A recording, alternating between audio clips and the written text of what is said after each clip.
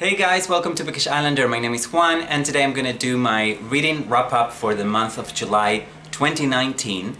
I read several books. I read books in English, I read books in Spanish, and I read books in Portuguese. So I've divided this wrap-up into English books, or books I read in English, books I read in Spanish, and books I read in Portuguese. So I'm gonna begin with the first book that I read last month, which was The Picture of Dorian Gray. This book was a reread for me. I first read The Picture of Dorian Gray by Oscar Wilde many years ago. It's a tale of moral and physical corruption in Victorian England, and I was not disappointed. I had been meaning to reread Lolita by Vladimir Nabokov for years. I had read this book when I was 18, 19 years old, and since then I've been fascinated by it, wanted to really go back to it, but I was scared that it would disappoint me upon a second reading.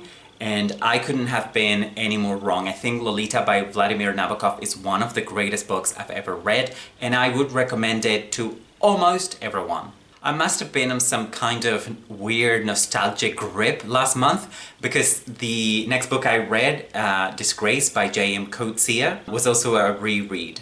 On a more serious note, I think what actually prompted me to read Disgrace again was reading Lolita. And although both books are very different in many ways, I think they go quite well together. So if you haven't read either of them, I think you could do a lot worse than to read them in close succession. Next, I read The Master and Margarita, and okay, this book is not in English, it's a Russian book by Mikhail Bulgakov, but I read it in English translation. It's a well-beloved book. It's a satire about life in Soviet Russia.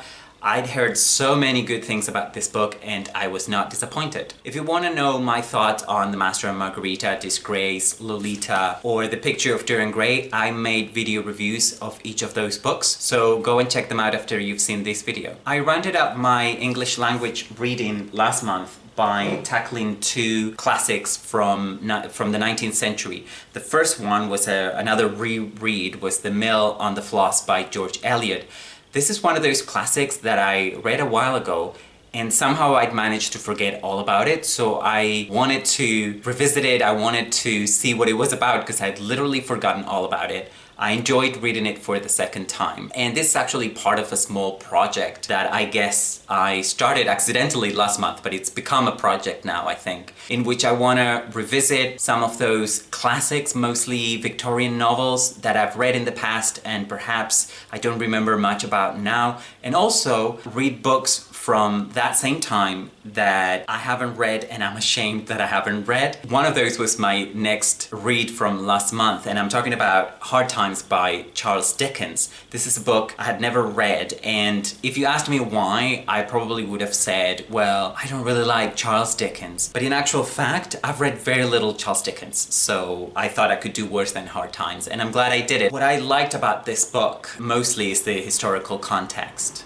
So those were all the books that I read in English. The books that I'm about to talk about now were published originally in Spanish or Portuguese, but you can find them all in translation. So you don't have to skip this part of the video, you'll still get something out of it, I hope. The first book in Spanish that I read last month was 100 Years of Solitude by Gabriel Garcia Marquez. This was again a reread. I don't know what was going on last month. And there is so much to admire about this South American family saga. I truly recommend it, and I truly do believe that this novel will never age. You know how some books are classics or are highly held at some point and then they, years go by and people hate them, or they sound so, they don't age well. I think this book ages really well. It was originally published in the 1960s and it's just as fresh today as it was then, and I think it will ever be. If you understand Spanish and want to know more about my thoughts on this book, I made a video review on this channel. The next book that I read in Spanish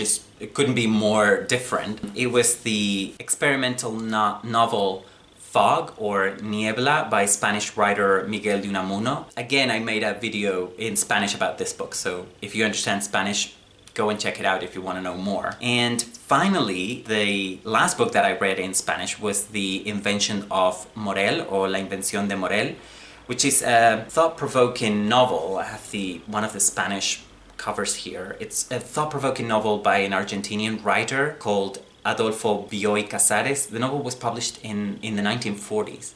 And if you've ever watched the TV series Lost, particularly if you were a fan of it, I think you should read this book from 1940.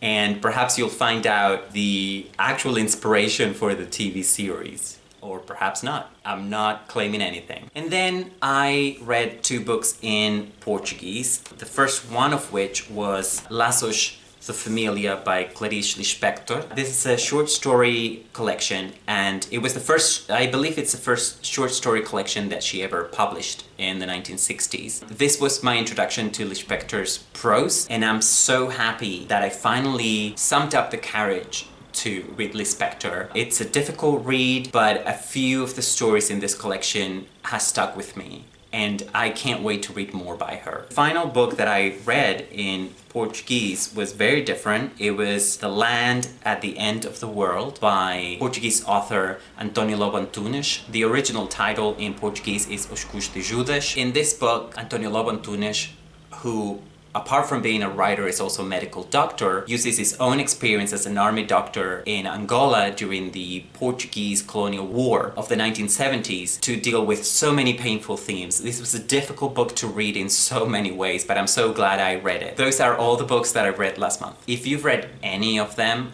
or if you want to tell me what you've read last month, let's talk about it in the comment section below. Thanks for watching. I hope to see you again very soon. Bye bye.